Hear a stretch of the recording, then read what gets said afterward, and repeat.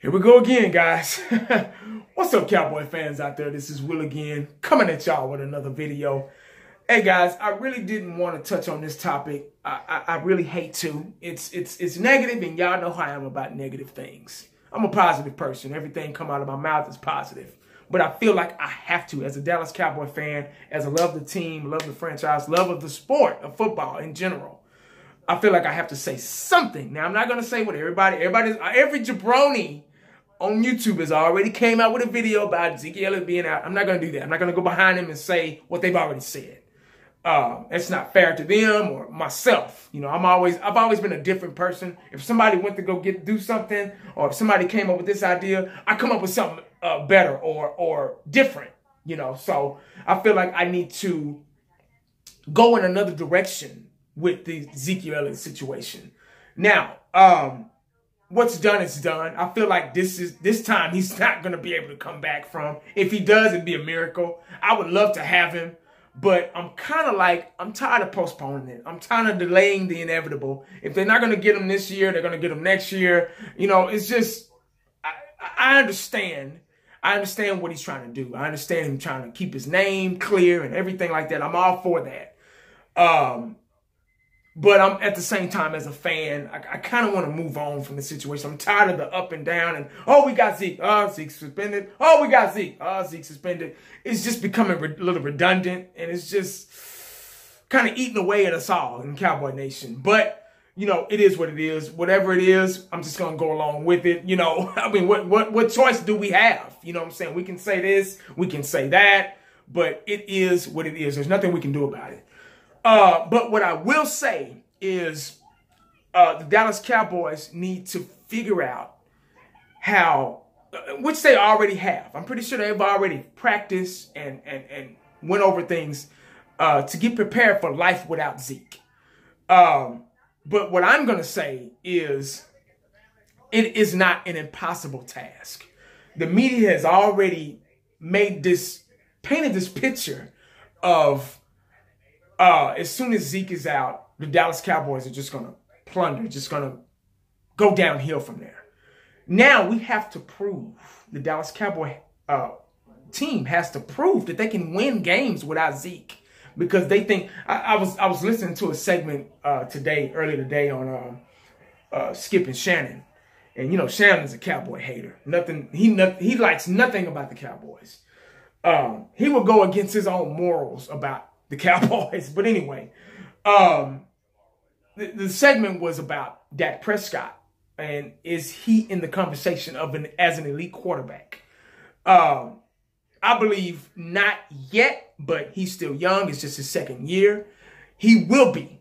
And I believe that Dak Prescott will eventually, down the road, if not this year or maybe next year, who knows, he will eventually lead us to the promised land, to a Super Bowl. He has the poise and the intelligence and the maturity to do that as a quarterback. Good decision making as well. But the topic was that was the topic. Is he the lead? Now, everybody was kind of making a bit of a sense, but Shannon wanted to blurt out, oh, well, Dak Prescott's only good because he has Zeke as a running back. Now, that didn't speak for his QBR, having the highest QBR and things like that, and, you know, still winning games and throwing the ball and throwing touchdown passes and running the damn touchdown in himself, and, you know, but, you know, hater gonna be a hater, you know, so I didn't expect anything else come out of his mouth, but something like that. But what I'm getting at is, we can still win games. I believe we can still, with the formula. Now, that game last week with Kansas City was a domination. I believe the score probably could have been higher. And the way our defense played, the way they stepped up and kind of threw some differences in there. And with our defensive line, Zeke doesn't play defense. You get what I'm saying? Zeke doesn't catch balls. You know, Cole Beasley caught two touchdown passes. Hopefully we'll still have Dez. I don't know how the knee injury is right now. I don't know if he's going to be out or whatever, but hopefully we'll still have Dez. Williams stepped up. Other guys are going to have to step up. And that's when somebody goes down, you step up. You get what I'm saying? So with the formula that we had last week, I believe we can be an unstoppable force. Now, you say, oh, well, we had Zeke last week. Yeah, you're right. But Zeke only rushed for 93 yards, a 3.4 average, and he only had 1 rushing touchdown. He wasn't as dominant as he usually is. You know, his 150-yard days and 2-3 touchdowns. You know, 4.5 average per carry. You get what I'm saying? So Zeke wasn't really just a big factor. He was part of the factor of the formula of winning that game, dominating Kansas City like we did. But he wasn't the beast mode Zeke like we knew. Dak Prescott was, doing other things. I'm not saying we don't need Zeke. Of course. Zeke is our Emmitt Smith. Of course we need him out there. We want him out there. But I feel like if we got 2-3 good backs back there that's ready to play. These guys are, I can tell, they're on the sideline just pacing back and forth. They want to get in the game. These guys are just like Zeke, man. They've started from Pop Warner football to now to finally get a chance to play. And these guys have been sitting, just like a car sitting outside. It's ready to go, ready to drive. These cars on this lot, they just sitting here, just collecting dust. They ready to be started. They ready to go. You get what I'm saying? So that's what I think about Rod Smith, Darren McFadden, and Alfred Morris. These guys are ready to go. Their engine's ready to start. You get what I'm saying? So I believe if you put them out there, man, and just like a dog, ready to, ready to get off the leash. You know what I mean? So I think we'll be fine. If we can get 90-something yards or 70 to 90-something yards out of these guys and maybe a touchdown or 2, we'll be fine. Now, you throw different looks at them. Don't just have Alfred Morris out there the whole game. Don't just have McFadden out there the whole game. I believe I said this last week. Because I thought Zeke was going to be out last week, but hell, he played. Don't just have Rod Smith out there. Show him different looks. Open that playbook like you did last week against Kansas City. Dig in that playbook. Try to find them plays comfortable for them. You get what I'm saying? So we can succeed and be successful and win some games. But I believe if we can just get, if you're going to alternate these guys, if we can get 40 yards from Alfred Morris and 40 yards from McFadden and 40 yards from, you get what I'm saying? I think we'll be okay, man. We got a 3-headed monster back there. People don't realize that we got. And they think, oh, well, Zeke's out, we can beat him. No. We got a 3-headed beast back there, man. So y'all be ready, dog, because we are. We are ready. You know what? I'm actually kind of excited now because now we really get to see what these other guys can do.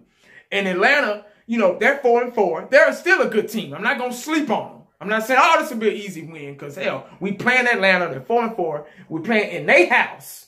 So, this will be a test for us. This will be a test game. Now, all these games, these next 3, hell, pretty much the next play out the schedule are must-win games. They are. They're just must-win games.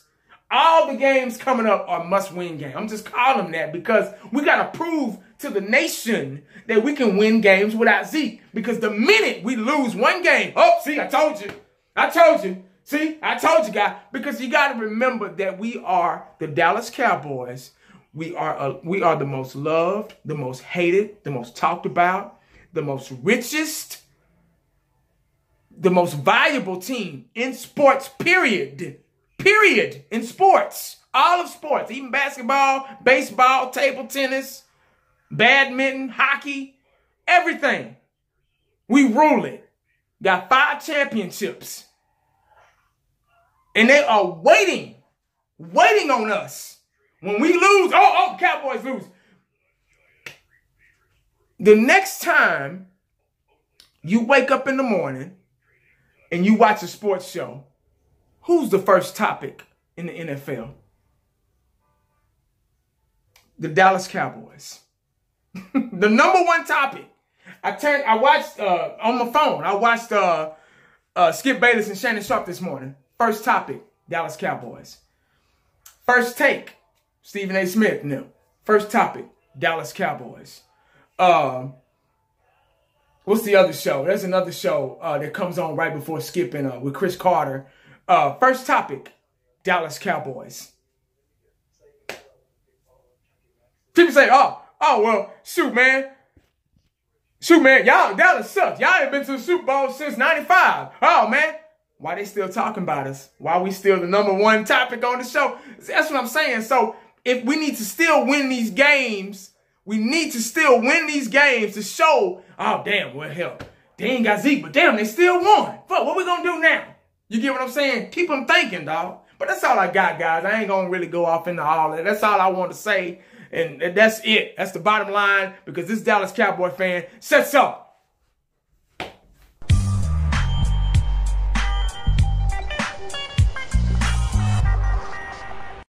And the only thing else I got to say is,